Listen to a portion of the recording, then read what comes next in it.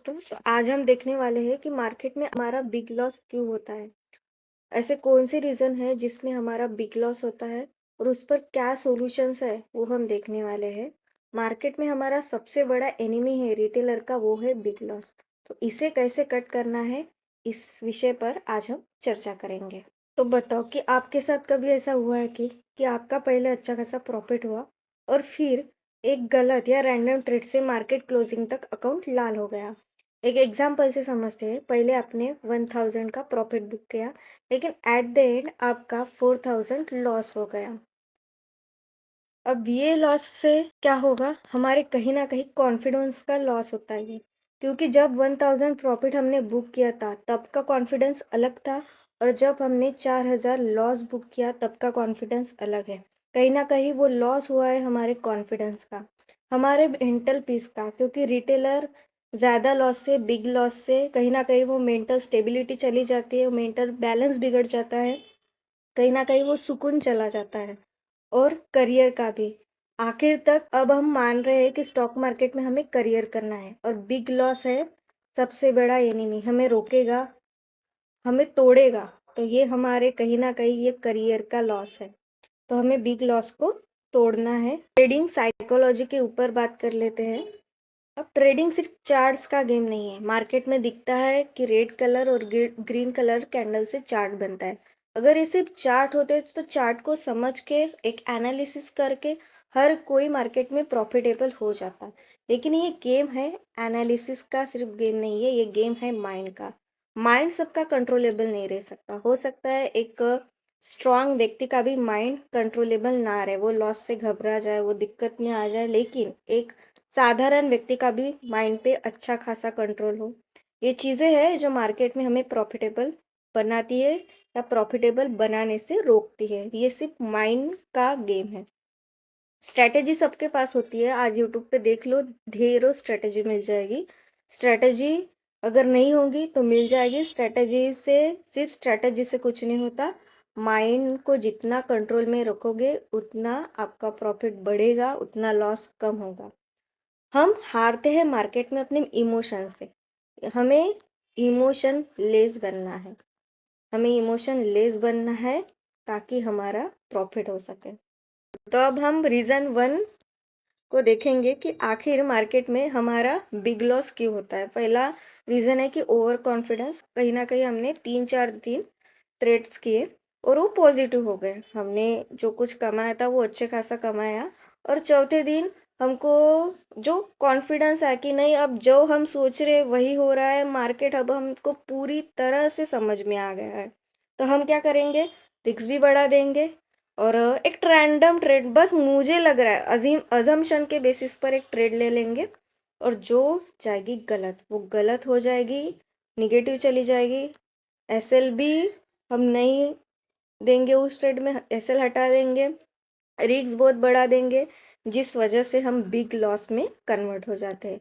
तो ये बहुत बार होता है, और इसका मेन रीज़न क्या हो गया, ओवर कॉन्फिडेंस। कहीं ना कहीं वो 3-4 ट्रेड पॉजिटिव करने के बाद हमें वो ओवर कॉन्फिडेंस, इसको कॉन्फिडेंस नहीं बोलते, ओवर कॉन्फिडेंस आ गया था, जिस वजह से हम डूबे। रीज़न 2 है रिवेंज ट्रेडिंग। अभी कभी कभी क्या होता है, प्रॉफिट कम हुआ मतलब हमने ट्रेड ली और हमने बुक किया उसमें 1000, लेकिन आपके एग्जिट के बाद मार्केट ऊपर चला गया और कहीं ना कहीं आपका प्रॉफिट दिखने वाला था 4K या 5K। तो वो दिमाग हिल जाता है कि नहीं यार, मैं थोड़े देर और रुक जाता तो मेरा प्रॉफिट बढ़ जाता। या फिर लॉस हुआ तो दिमाग कहीं ना कहीं बोलता है कि नहीं, एक और ट्रेड लेता हूँ और जितना प्रॉफिट मुझे दिखाई दे रहा था शायद उतना मुझे दिखाई देगा। इसी जस्ट वन मोर, नहीं, और एक ट्रेड और एक ट्रेड, इसी और ट्रेडिंग में, एक और ट्रेड में अकाउंट ब्लो हो जाता है, पूरी तरह खाली हो जाता है। ये जस्ट वन मोर तब तक चलता है, ये इस तरह आपको ख़त्म करने के लिए आता है, तब तक चलता है जब तक वो आपका स्मॉल लॉस बिग लॉस में कन्वर्ट ना हो जाए। ये बहुत बड़ा घातक आपके लिए साबित होता है। मार्केट से बदला लेना शुरू करते हो, रिवेंज रिवेंज चाहिए मार्केट से, नहीं मुझे जो भी चाहिए, मेरा लॉस मैं देख ही नहीं सकता, मुझे जो भी चाहिए आज ही, मुझे मेरा जो लॉस था वो पॉजिटिव चाहिए। तो वो मार्केट हमको अपनी औकात दिखा देता है, हमारी जो भी औकात थी वो दिखा देता है कि जो भी तुझे चाहिए वो तुझे नहीं मिल सकता। वो रिवेंज रिवेंज हम मार्केट से कभी नहीं ले सकते। और ये दूसरा रीज़न है जिसमें हमारा लॉस होता है, अकाउंट ब्लो होता है। ये कहीं ना कहीं आपके साथ हुआ ही होगा, हर रिटेलर के साथ होता है। अब हम यहाँ रीज़न 3 डिस्कस करेंगे, पोजीशन साइज। अब हमारा अब तक बिग लॉस हुआ रिवेंज ट्रेडिंग के चक्कर में, बिग लॉस हुआ, उसको अब रिकवर करने के चक्कर में कहीं ना कहीं बड़ी क्वांटिटी से ट्रेड कर लेंगे। मतलब अब हमारे पास फंड कम है तो हम जाएंगे आउट ऑफ मनी की तरफ, जहां हम क्वांटिटी बढ़ा लेंगे और पूरा का पूरा अकाउंट दाव पर लगा देंगे। वह बड़ी क्वांटिटी तो बड़ा लॉस और रैंडम एग्जिट, क्योंकि थोड़ा भी लॉस हमसे सहन नहीं होता, देखा नहीं जाता। एक छोटी सी ये गलती हमारा कैपिटल खा जाती है। हमारी रिस्क फिक्स्ड होनी चाहिए, पोजीशन साइजिंग कंट्रोल्ड होनी चाहिए, लेकिन इससे एकदम उल्टा करना हम शुरू कर देते हैं लॉस के बाद, जो कि हमारा बिग लॉस में कन्वर्ट हो जाता है। तो ये एक रीज़न है कि मार्केट में हमारा बिग लॉस होता है। अभी फोर्थ रीज़न हम देखेंगे, स्टॉप लॉस। मार्केट में हमको क्या काट रहा है? Big loss. तो भाई इसे स्टॉप करने के लिए हमें स्टॉप लॉस लगाना ही पड़ेगा। ये बिग लॉस तभी स्मॉल लॉस बनेगा जब ये स्टॉप होगा। तो stop loss is mandatory. Stop loss लगाना बोरिंग लगता है हमें। अब साइकोलॉजी ऐसी है कि जो कुछ हमने किया था, जो हो जाए, जितना हो जाए मैं लॉस देख लूंगा। वैसे भी अभी क्या बचा है, जो भी हमारा कम फंड बचा है अभी, वैसे भी हम सोचते वैसे भी क्या बचा है, और स्टॉप लॉस नहीं देते। जो भी होगा देखा जाएगा। लेकिन स्टॉप लॉस क्या है हमारा? स्टॉप लॉस है हमारा सीट बेल्ट। और बिना सीट बेल्ट के, बिना एसएल के आप ट्रेड कैसे लोगे? बिना एसएल के आपकी ट्रेड नहीं चलनी चाहिए, क्योंकि कार चलानी है, वो भी बिना एसएल के तो नहीं जमेगा भाई। हमें एसएल देना ही पड़ेगा। SL is mandatory. तो ये भी कारण है कि बिना एसएल हम ट्रेड को रन हो देते, कहीं ना कहीं होप पे चले जाते हैं, जिसकी वजह से मार्केट में हमारा बिग लॉस होता है। अब रीजन 5 डिस्कस करेंगे, न्यूज़ या ग्रुप ट्रैप। टेलीग्राम में बहुत ग्रुप है जो टिप्स देते हैं, बहुत लोग टिप्स पे काम करते हैं, न्यूज़ पे काम करते हैं। एक न्यूज़ आ गई कि नहीं आज मार्केट 1000 पॉइंट ऊपर जाएगा, तो इस चक्कर में ये लोग क्या कर लेंगे कि रिस्क बहुत ज़्यादा बढ़ा देंगे। कहीं ना कहीं अकाउंट में जितना भी फंड है उतना भी रिस्क ले लेंगे, या कभी कभी उससे ज़्यादा भी रिस्क ले लेंगे। तो ये होती है, ये बात होती है जो आपका कभी ना कहीं ना कहीं पूरा अकाउंट ब्लो कर देती है। तो आपको रिस्क इस न्यूज़ के बेसिस पे या टिप्स के बेसिस पे नहीं लेना है। जो भी है खुद का सीखो, खुद का करो। टिप्स पे भरोसा रख के फुल रिस्क मत लो।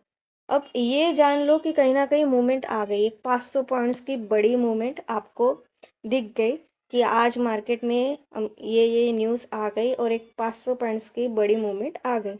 लेकिन ये जो भी अभी दिख रहा है ना हमें, ये मूवमेंट जो आई है, ये आई है, ये और आगे ऐसी ही आएगी, ये कुछ तय नहीं। हाँ, हम क्या करते हैं, यहाँ तक मूवमेंट देखते हैं और यहाँ हम ट्रिगर हो जाते हैं कि नहीं अब और मूवमेंट आएंगे, और यहीं से मार्केट नीचे गिरना चालू हो जाता है, जहाँ हमारी साइकोलॉजी चली जाती है, हमारा पूरा अकाउंट ब्लो हो जाता है। जो भी हो रहा है चार्ट में दिख रहा है वो ऑलरेडी हो चुका है। ठीक, तो आप ये काम करने से क्या होता है, हमारा बिग लॉस होता है रिटेलर का।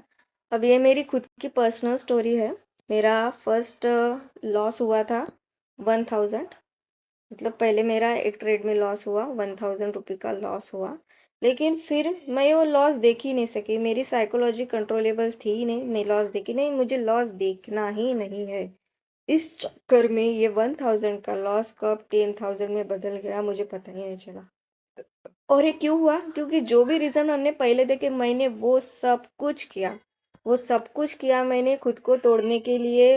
रैंडम ट्रेड की, एसएल नो एसएल, वो सब कुछ किया, जिस चक्कर में ओवर ट्रेड, जिस चक्कर में मेरा पूरा का पूरा अकाउंट ब्लो हो गया, बिग लॉस हो गया। मेरे पास वो बचा, कुछ बचा ही नहीं। तो मुझे मार्केट नहीं हरा रहा था, वो नहीं कह रहा था कि हाँ भाई तू ट्रेड कर, लॉस हो गया है। रिकवर करने के चक्कर में, कहीं ना कहीं वो झेल न पाने के चक्कर में मैंने अपना बिग लॉस कर दिया, अपना कंट्रोल मैंने खो दिया। अब हम देखेंगे उसको कैसे कंट्रोल करना है, इसके सॉल्यूशन पर हम अभी बात करने वाले हैं। अब पहला देखेंगे हम कि सभी इमोशन को बाजू में रखो और लिए हुए ट्रेड को सेटअप के हिसाब से चलने दो, फिर 1 मिनट लगे या पूरा दिन। मतलब हमारा एक सेटअप है, विदाउट सेटअप नो ट्रेड। हम एक सेटअप अपना बनाएंगे जिसमें हमारा एसएल कितना होना चाहिए, हमारा टारगेट कितना चाहिए, वो फिक्स्ड होगा।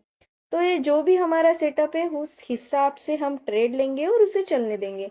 अगर मार्केट में हम 10 को एंट्री ले रहे हैं और 2 भी बच गए लेकिन ना हमारा एसएल गया है और ना ही हमारा टारगेट गया है, तो भी हम ट्रेड को चलने देंगे, क्योंकि हमें सेटअप पे काम करना है। विदाउट सेटअप नो काम। ओके।